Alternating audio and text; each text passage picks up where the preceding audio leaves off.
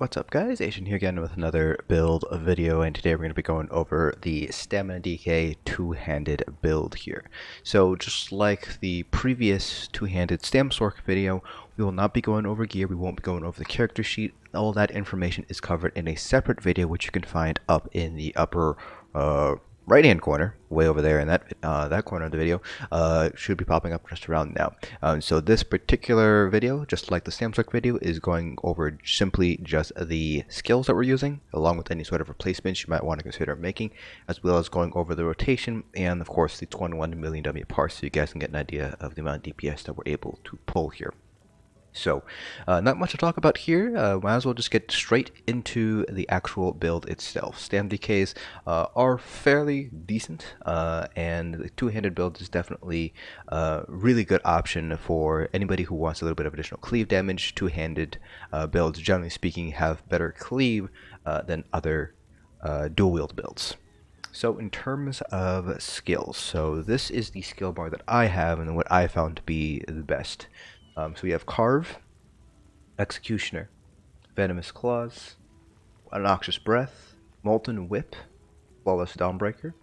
Then on our back bar, which is our bow bar, we have Consuming Trap, Poison Injection, Arrow Barrage, Flames of Oblivion, Barbed Trap, and Standard of Might. Now, there are a few potential options that you might want to consider running in place of certain abilities here. So, just running down the gamut real fast here.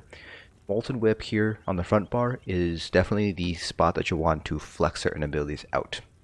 And this is probably the best option to remove if you want to minimize your overall DPS loss here.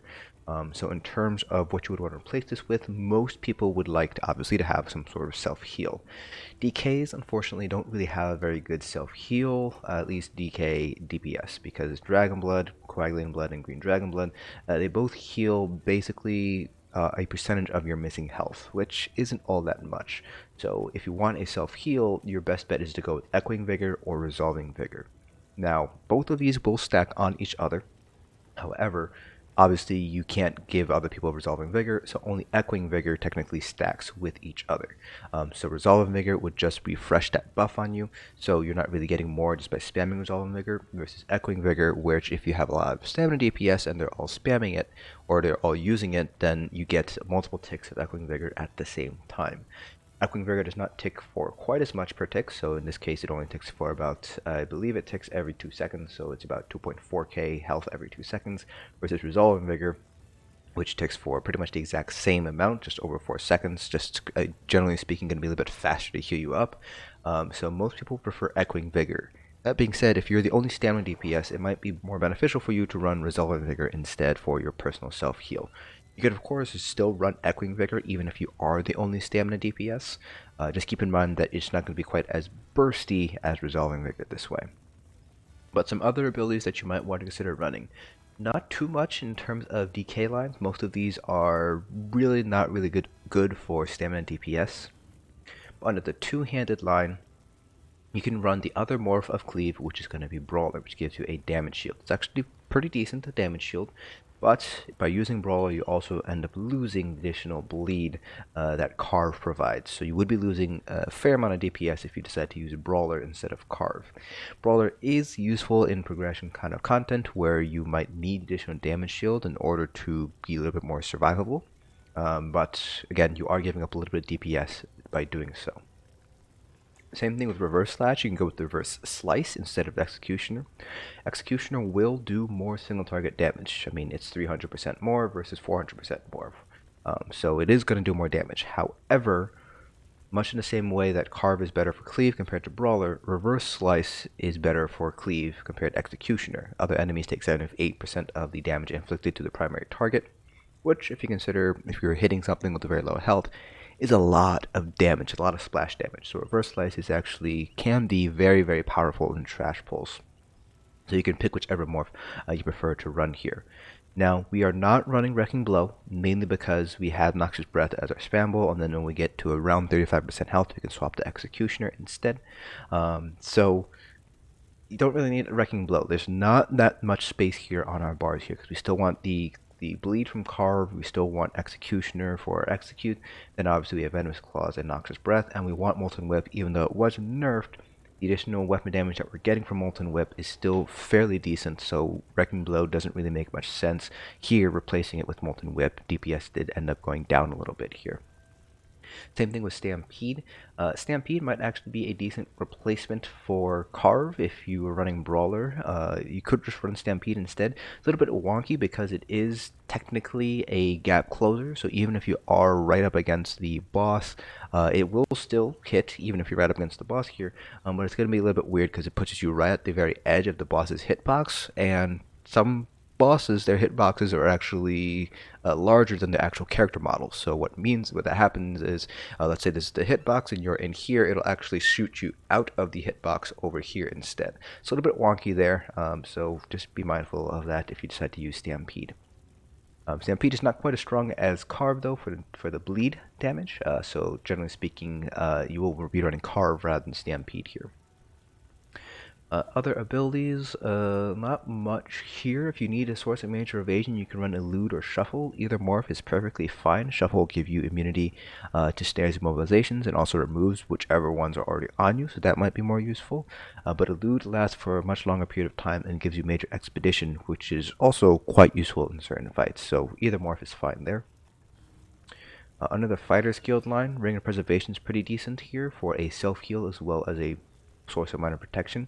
Doesn't last for very long, only lasts for 8 seconds, so not particularly useful if you're just going for just straight up heals.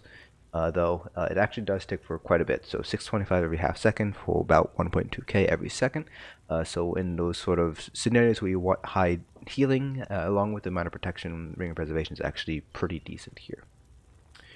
But Shadow Silk, if you want to provide some additional synergies for any sort of bow builds, not quite as strong as it used to be, but still essentially free damage as long as you're running Shadow Silk, so could be a good idea to run this here. But beyond that, those are the only other skills you really have. Like I said, stand decays, you don't really have that much space on your bars to play around with. Again, the only real flex spot here would be something like a Molten Whip.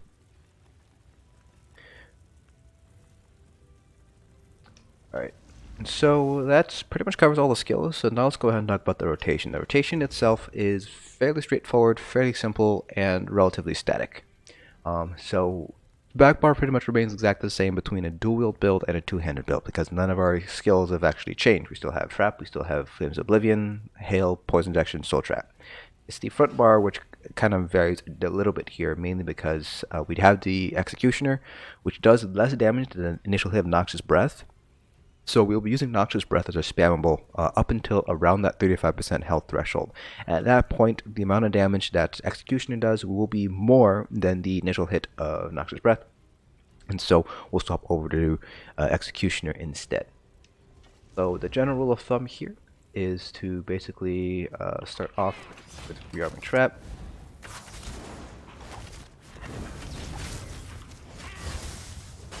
The first part of your rotation might be a little bit wonky, but generally speaking, after you use Carve, you're going to bash with Maarselok to get that proccing. And then for your back bar, you're just rotating between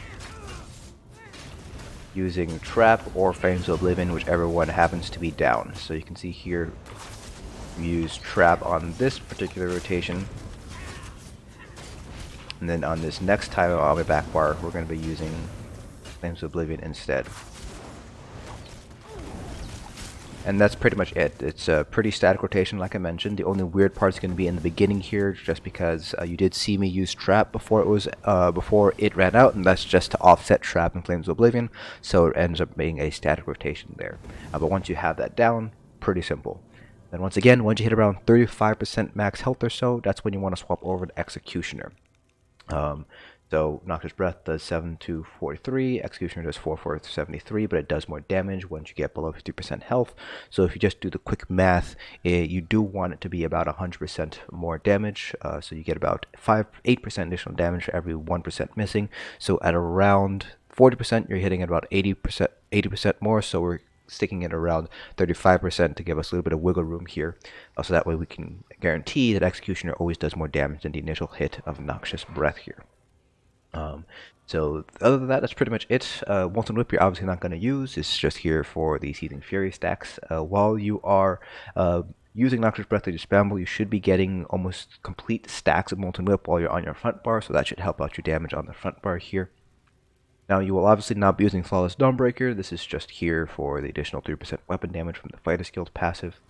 You'll be using Standard of Might. So Standard of Might does have a little bit of animation associated with it, so kind of it's up to you whether you want to cancel out of that. So what I like to do is I do Standard of Might and then Poison Injection and then swap, but it doesn't really matter which way you do it. You can do Poison Injection, Standard of Might, and then swap out of there. So it's kind of up to you how you want to deal with that. But again, the rotation itself is fairly static. The only weird thing is going to be in the very beginning when you are going to double cast Trap. That way you create that offset between Trap and Flames of Oblivion. It's very similar to the Stamsork where we offset Dark Deal and Barbed Trap there too. We double cast Barbed Trap, so that way we create that artificial gap there. This makes the rotation a little bit easier and also makes it just more static. Alright, so with all that said and done, let's go on ahead and do our 20 million dummy parse here. Now, again, I mentioned this in the general build video, but I am using parse food here, and that's just to give everybody sort of an even playing ground between all different builds here, so that way you can compare them equally to each other. So you should be able to compare this particular parse to other builds that I have on my channel. So don't try to compare this to somebody like Lyco, because obviously I'm not quite as good as a DPS as Lyco, but you would be able to compare this parse to other stamina DPS parses on my channel. So let's go ahead and get started here.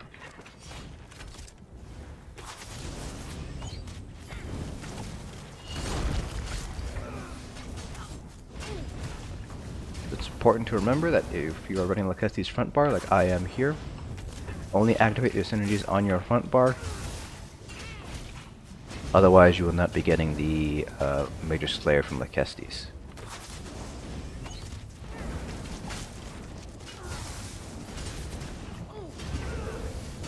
I believe I mentioned this in the build video, gear video.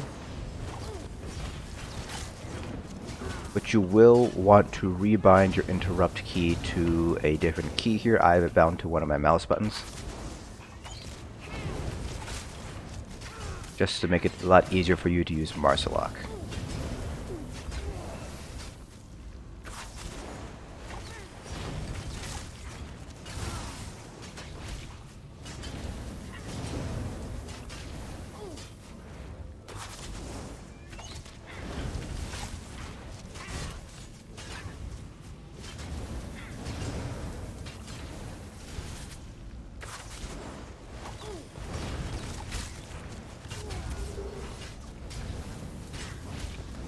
Oops.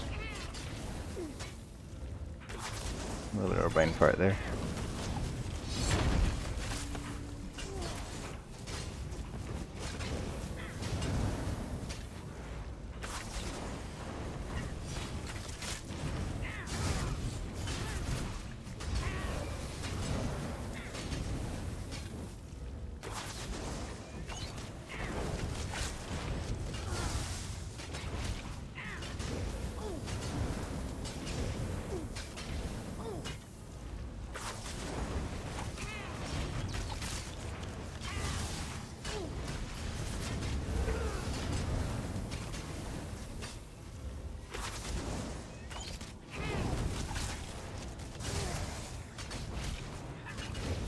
Again, we have hit the point where Executioner is starting to scale up now, but we still don't want to use it until we hit about 35% health or so.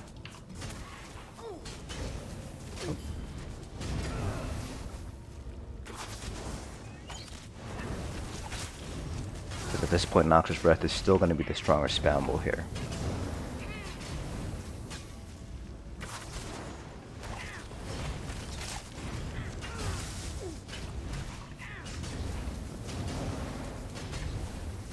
Sorry, so at this point here, I'm going to swap over to using Executioner.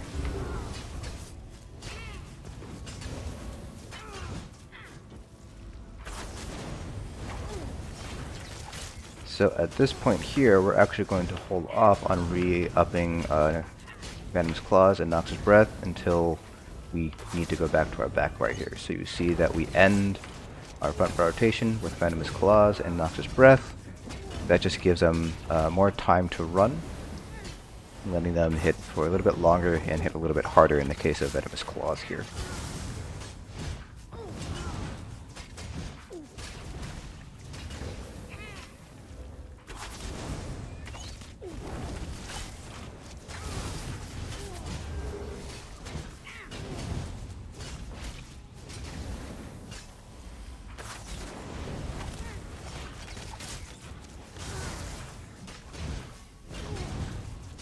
So I think at this point I'm just going to spam Executioner rather than re-up all my dots. And there we go. So that is our parse there. And we pulled a total of 90.4k once you round up here. So you can see here that Noxious Breath, the initial hits for 25.2k. And then we have Executioner, which as you can see hits for quite a bit here. But we did need to make sure that it was definitely going a bit higher, so we just waited until around 35% max health or so to swap over to Executioner. That's kind of where that turnaround point is between Noxious Breath and Executioner as a spammable. You can see here that the max hit is definitely what sort of drove our average hit a little bit higher here. And if we take a look at our crit chance versus the actual crits from Executioner, we saw we actually hit a little bit lower than what we could have hit with only 50% of our hits being crits, when our weapon crits actually 62.3%. On longer fights where you have a lot more health than a 200 million dummy, Executioner will obviously jump up in overall DPS contribution here. But yeah, that is pretty much it for this build video. If you guys have any questions about the build itself, please leave them down in the comment section below. Try to answer them to the best of my ability. Hope you guys found this video informative, and I will see you guys in the next dungeon.